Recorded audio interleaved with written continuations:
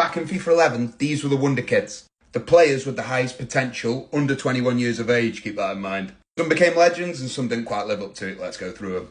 How did EA do when they were judging these Wonderkids? Or potential Wonderkids? So first up, we've got Hazard, who was the out-and-out player with the highest potential, which was 91 rated. He became an absolute Premier League icon, one of the best players the Premier League's ever seen. He did dazzle for Chelsea and he actually won La Liga with Real Madrid. I don't know how. Well, I suppose he's part of that Real Madrid team.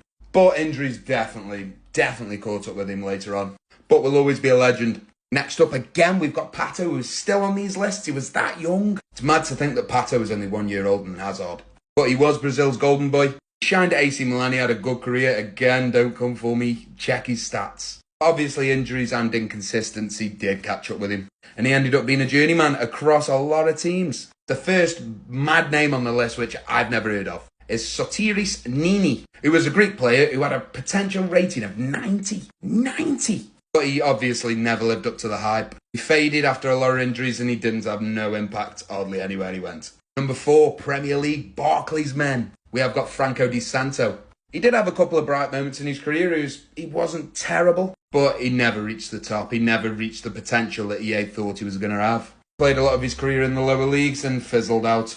What a shame. Next up, we have got Ganso, the Brazilian. Can you remember Ganso? He was a classic Brazilian playmaker. He did show flashes of brilliance every now and again, but he was just way too slow for the modern game. And injuries did play a huge part in Ganso's career. It's a shame, really.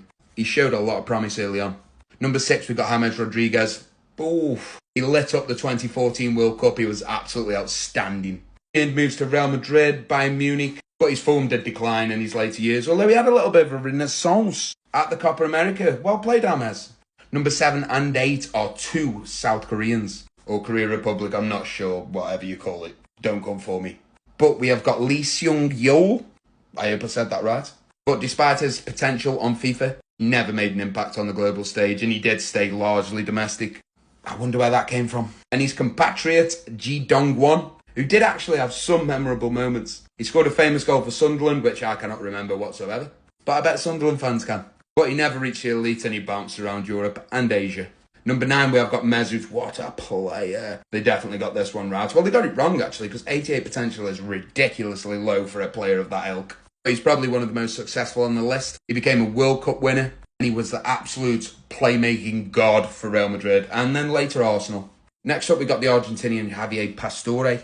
You remember him from PSG? He had a really strong career at PSG, actually. But again, injuries and inconsistencies, he tailed off. He really didn't deliver on that immense promise he showed early doors. Next up, we've got Bojan. The absolute god who had an incredible career because he played for Stoke. Let's go, Bojan. And he literally had one of the greatest songs, chants I've ever heard.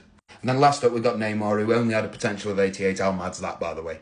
He became literally one of the greatest footballers of all time. Don't care what you say, he just was. Watch him play. He won trophies with Barcelona and Real Madrid, but he probably didn't live up to his potential. I mean, he surpassed this potential, FIFA potential. But other than that, what a player. So these players were once the future of football, boys. Who's the FIFA Wonder Kid you'll never forget? Put them in the comments.